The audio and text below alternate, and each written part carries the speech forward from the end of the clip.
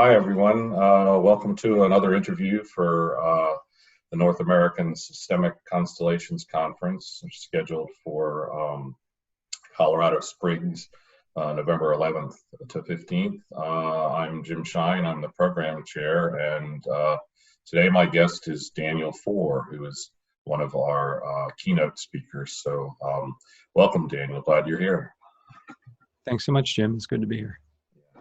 So you're not a facilitator per se. You're sort of a visiting dignitary from related fields. So you want to describe a little bit of your background and how you got to where you are and ended up as a speaker for our conference? It's true. I'm not a practitioner of constellations work, and it's an honor to be invited in and to be able to share some perspective. And I have been focused as part of my ritual work and work in the world for about 15 years on work with the ancestors, with the human dead, and I have a PhD in psychology. I'm a licensed therapist, so I do have a mental health background.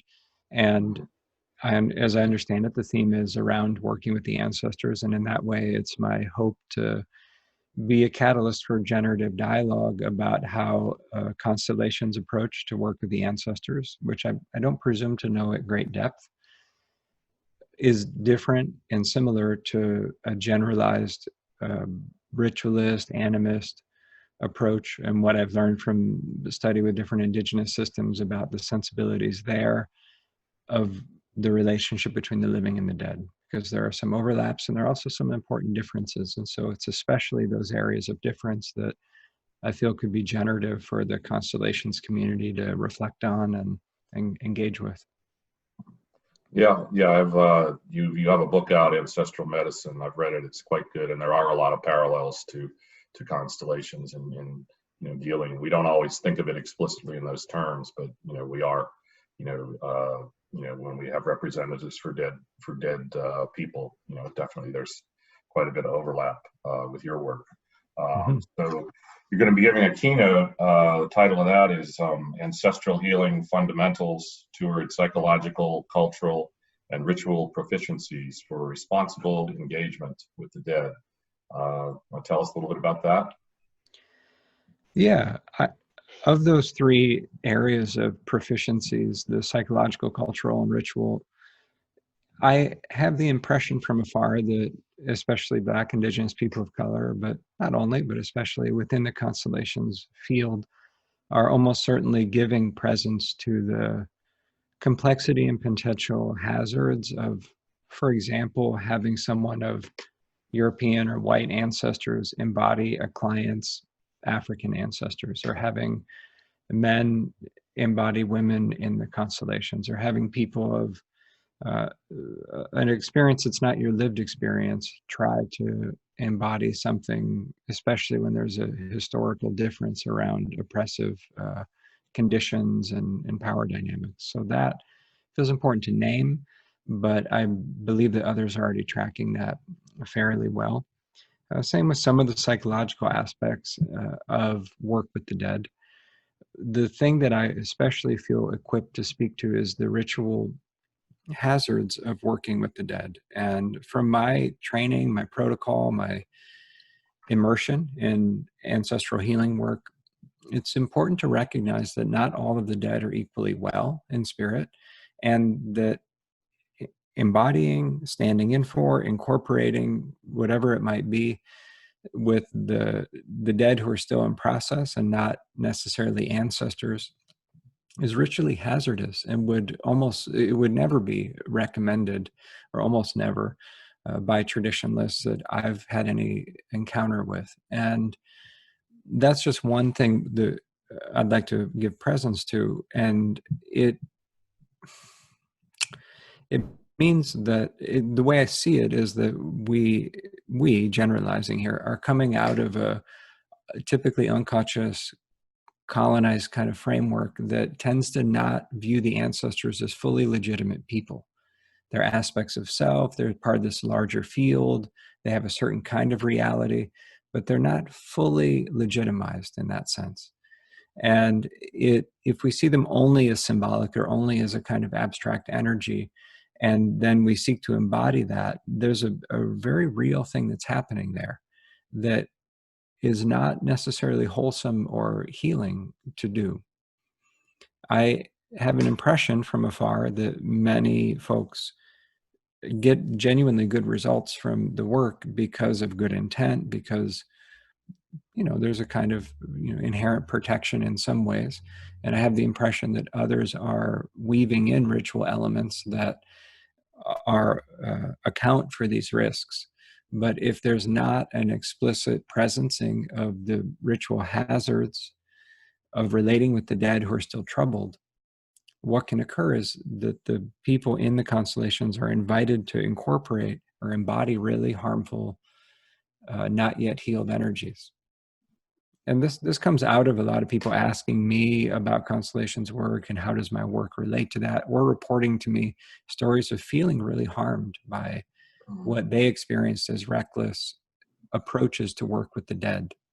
And so my intent is to come in and say, from what I've heard over the years and from my own experience, let us talk about these areas of difference and how there could be areas of growth potentially for the field. Fascinating. Yeah, that's a good point. It's not really something that most facilitators think about, are the dead unhealthy and will it cause problems? And it's a great topic. That's really. And then you're also giving a workshop, one of the regular workshops, slightly different title, kind of a cool title, I think. Curses, Ghosts, Malevolence and Related Hazards. You want to tell us a little bit about that? Yeah. Any system I've ever encountered religiously, spiritually around the world, and it's been a big focus of my training and learning, recognizes the sort of reality, the sentience, the personhood, the intelligence of really hazardous forces. It doesn't mean that they're not still fundamentally related to us. They're still kin. They're still relatives in the bigger sense, that they have their own place ecologically. But these kinds of bigger forces or powers also drive oppressive dynamics around whether it's white supremacy or anti-Semitism or earth disconnection or sexism. There are predatory, hazardous forces that exist in spirit realm. And you can, but it's not safe to just tinker a little bit. Like, I want to connect with the loving and wise and kind spirits only. Okay, once you get tinkering, there you bump in eventually to the reality that not everything is rooted in that kind of energy. And if there's not an ability to talk about it, then the practitioners are going to be limited and put their clients at risk, because there's not even a framework to have discussions about things like troubled ghosts or real hateful and focused harmful type energies. To even have these kinds of discussions can seem a little out there, but it's my impression that constellation work is presuming to work with the ancestors. You can't half do that. As soon as you say the dead have their own kind of agency and personhood and reality, then you've taken one step out of a purely colonized reductionistic framework to legitimize the spirits.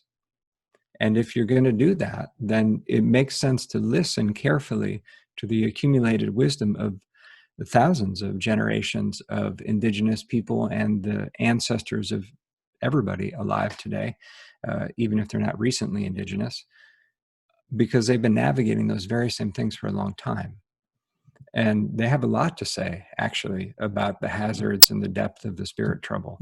And those things show up in the lives of clients who have no framework for it. And as soon as you start making space for the larger conversation, as constellations work, I believe, is good at, then those other things will be in the field, so to speak. And they warrant consideration in a careful way. Yeah, fascinating stuff. Yeah, I'm looking forward to hearing both of these, and I'm chats over beverages and stuff like that. So, yeah. Let me add one more piece if I yeah, could, sure, Jim. please. It's just about we're in a moment now. It's early June when we're recording this in 2020, where throughout the world, and especially in the United States, especially European ancestor white Americans are being asked even more forcefully and appropriately than previously to confront and change systemic racism and to really shift the culture in a way that affirms the dignity and safety and humanity of Black and brown people. And as it should be, as is it's very overdue work, and may it continue and reverberate, full stop. Part of that is recognizing the historic whiteness of a thing like constellations work, which isn't a bad thing. I mean, there's no judgment of Bert Hellinger for being white or German or most of the practitioners. And I say this with real respect to the Black, Indigenous, and people of color who are rocking the work with constellations work. I know there absolutely are such leaders and people. That said, to step into the realm of ancestral engagement and to not consult with this very intergenerational accumulated body of knowledge about ancestral work, it would be an overstep or an oversight. I know Bert Hellinger presumably spent some time among Zulu people. That's cool. And it would be interesting to know if Zulu Sangomas wanted to have a voice in what's happening, because those people are available in the present as living voices. If constellations work is in moments legitimizing itself based on that connection Hellinger had with Zulu people. I don't know how strongly that is part of that story, but the importance of really bringing in and listening carefully to folks who have uninterrupted lineages of practice of engagement with the dead. That's what I want to underscore, that there's generative collegial exchange that if it's not already happening, could be happening even more, at least with such folks. Okay. Thanks. Anything else you want to add to the conversation? Oh, just that I'm looking forward to the time, and I think we'll have a good time with it. I have the impression that a lot of these types of topics are ones that people instinctively think about or bump into and have in their awareness, but they're not often given a lot of space for collegial discussion. So I'm encouraged and hopeful about the time, and am genuinely humbled and appreciative of the invitation. Well, I think it was a good invitation. So I look forward to hopefully seeing you in November in Colorado Springs. Thanks for your time today. Thanks so much, Jim. Yeah.